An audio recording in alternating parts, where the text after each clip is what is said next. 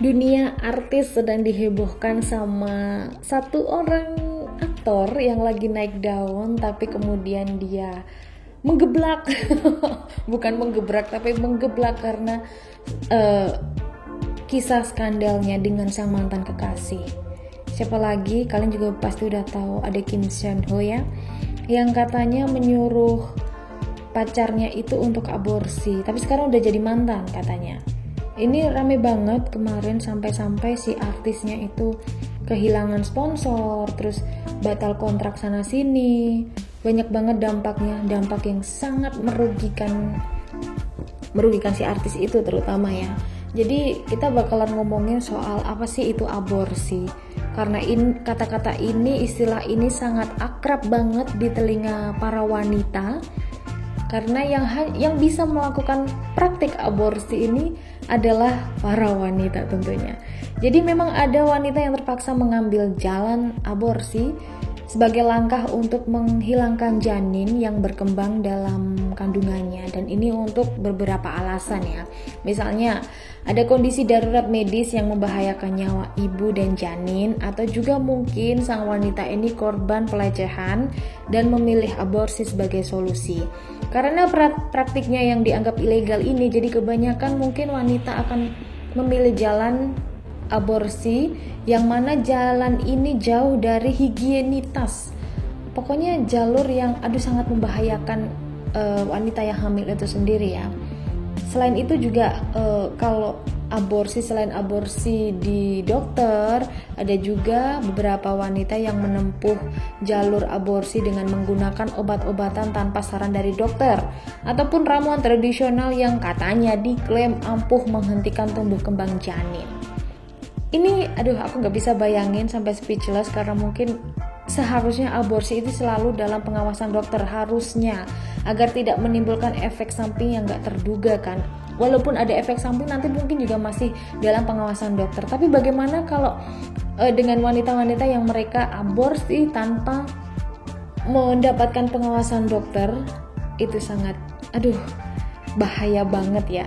So kadang-kadang ya, buat orang-orang atau cewek-cewek yang melakukan aborsi ini, aku cuma for your information aja nih, kadang-kadang ada perubahan dalam bentuk setelah kamu melakukan aborsi, dan perubahan dalam tubuh ini bisa mencapai tingkat permanen dan hingga malah bisa melukai tubuhmu. Yang nomor 1 ini pembengkakan payudara. Aku jadi gak semangat, aku takut. So, pembengkakan payudara ini adalah salah satu perubahan paling umum ya, yang sebagian besar akan dirasakan wanita setelah menghentikan atau penghentian kehamilan. Adanya perubahan hormon yang merangsang perkembangan jaringan payudara memang.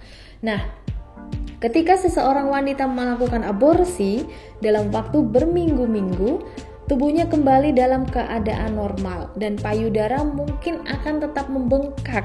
Karena kalau kita hamil, payudara juga mungkin akan membengkak, dan kalau hamilnya itu dihilangkan, otomatis juga payudaranya nggak bisa ikut hilang, bengkaknya itu nggak bisa ikut hilang gitu kan.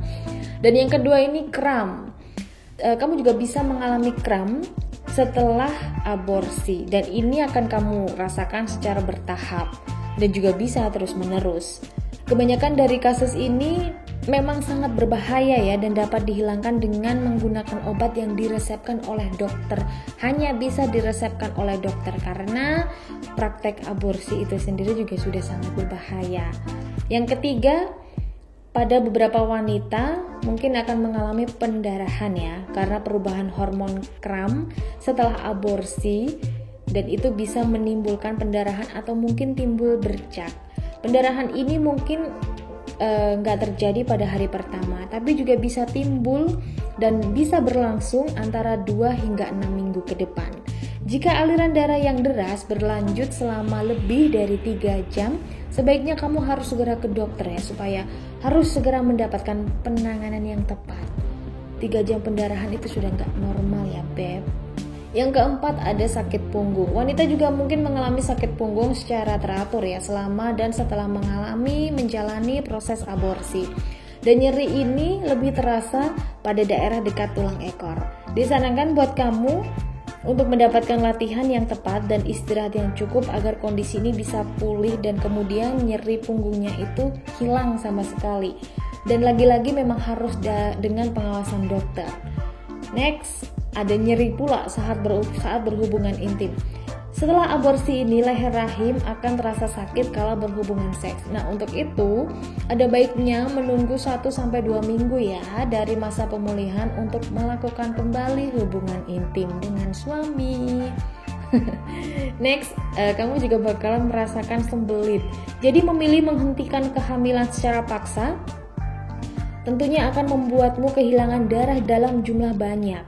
Karenanya sangat perlu untuk mengonsumsi suplemen zat besi yang diresepkan dokter untuk mengompensasi darah yang hilang dan agar pelancaran pencernaanmu itu tetap sehat, nggak mengalami sembelit lagi.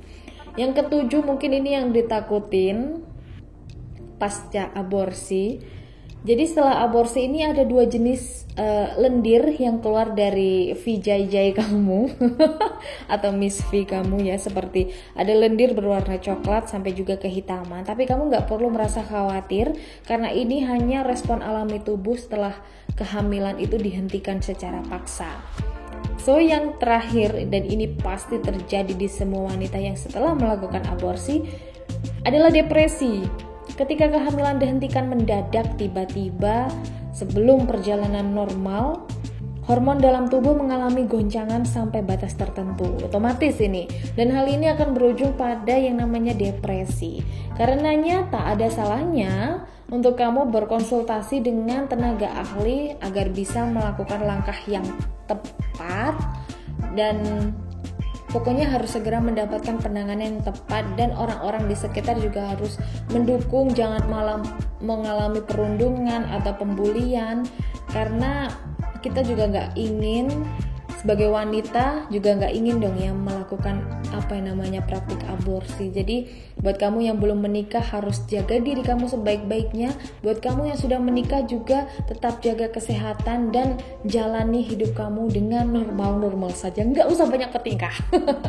Oke, itu dia informasi kali ini yang mungkin sedikit horor kali ya buat para wanita ya. Dan next kamu akan mendapatkan informasi yang lebih asik lagi, lebih seru dan lebih informatif lagi hanya di Tribunnews Podcast. Tetap stay tune ya di Spotify.